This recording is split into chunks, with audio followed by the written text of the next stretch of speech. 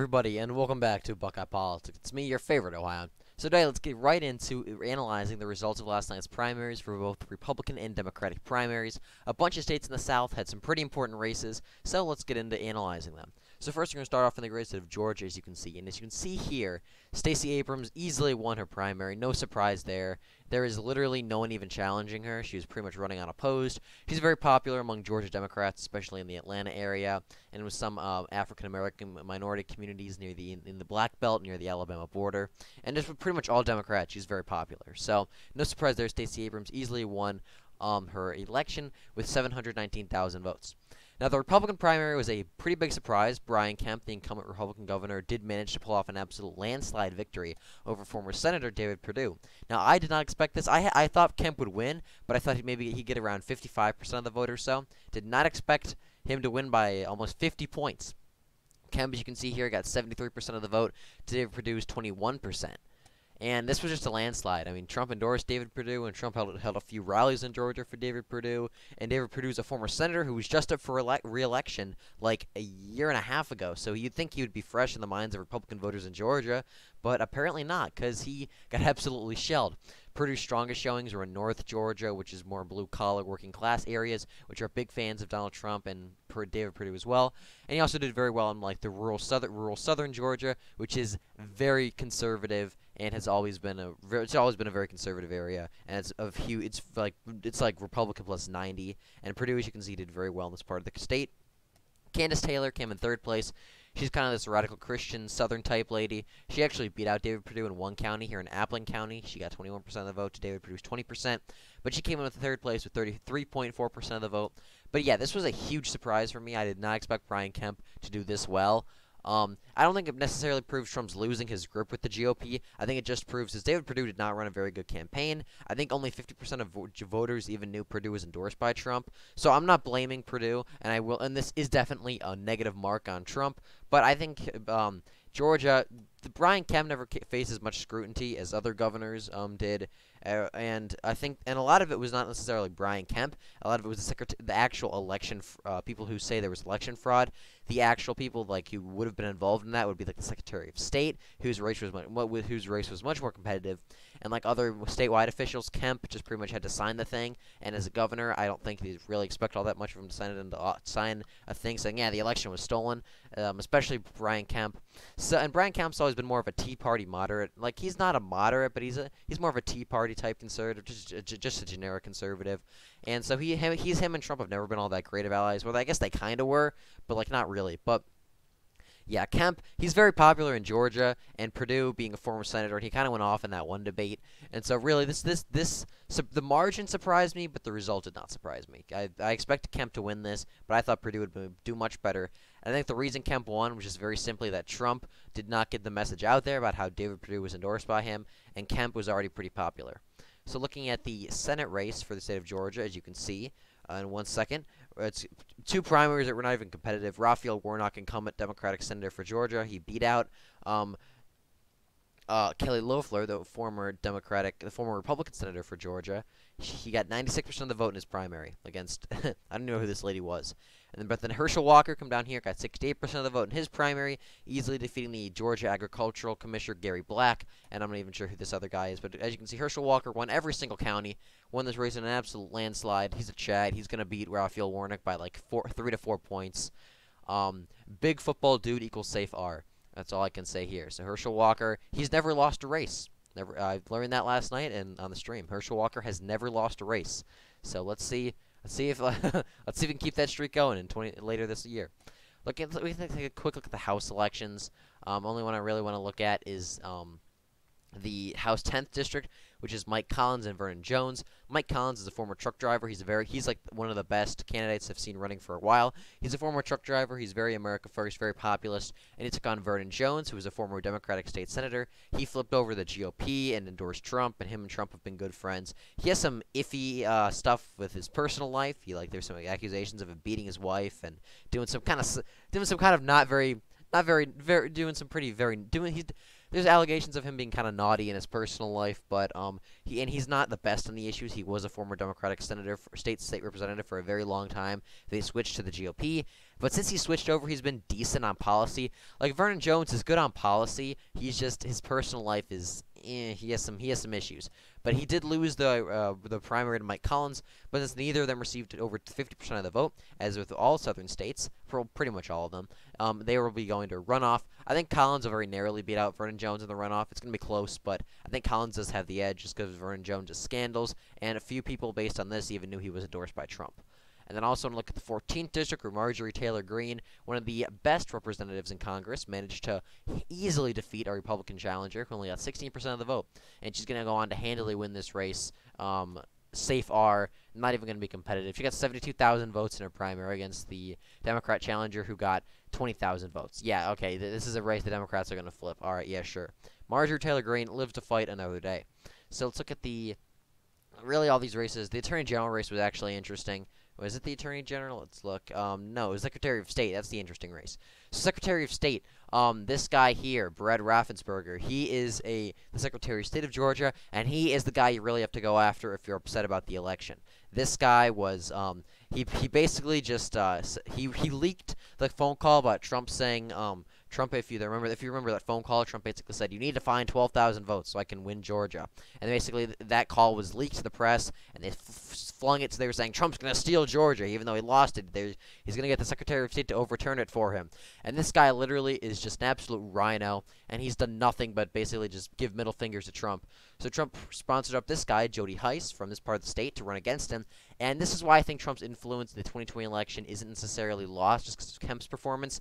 Because this was the guy that we really need to go after when it comes to being soft on election integrity issues, and Trump's endorsed candidate did do much better. I thought the governorship race would more reflect this, but Brad Raffensberger not being really well known across the state, unlike Brian Kemp, is probably what led to this race being more competitive, because people knew say, oh, Jody Hice is endorsed by Trump because Raffensberger sucks. I don't know anything about Raffensberger. I'll support Jody Hice, which made this race relatively competitive. But people said, yeah, I know Perdue's endorsed by Trump, and Kemp didn't sign that, didn't do a whole lot with the election, but I like Brian Kemp. He's been good in the issues.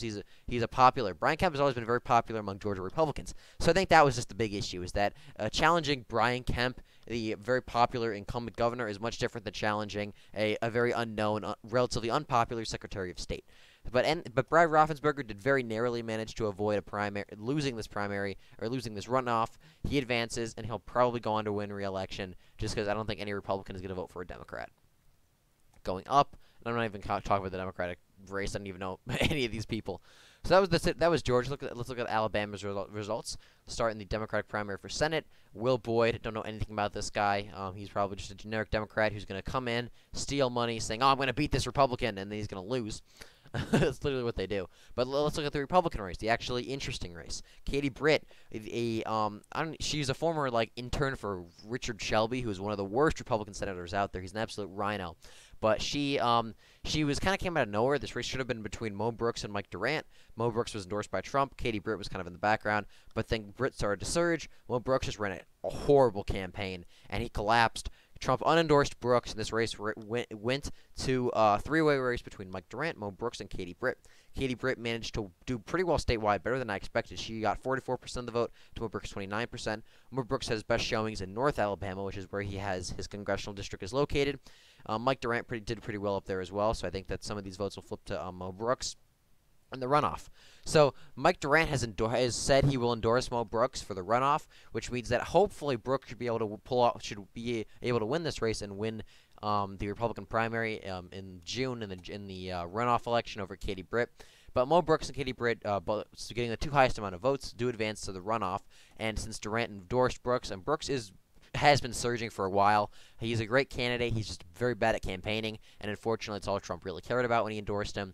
So I think that with his surge already and Durant's endorsement, I think Mo Brooks should be able to defeat Katie Britt. It'll be close, but I think Mo Brooks should be the next senator for Alabama, which is incredible to hear. Mo Brooks is a great congressman, and he'll be a great senator.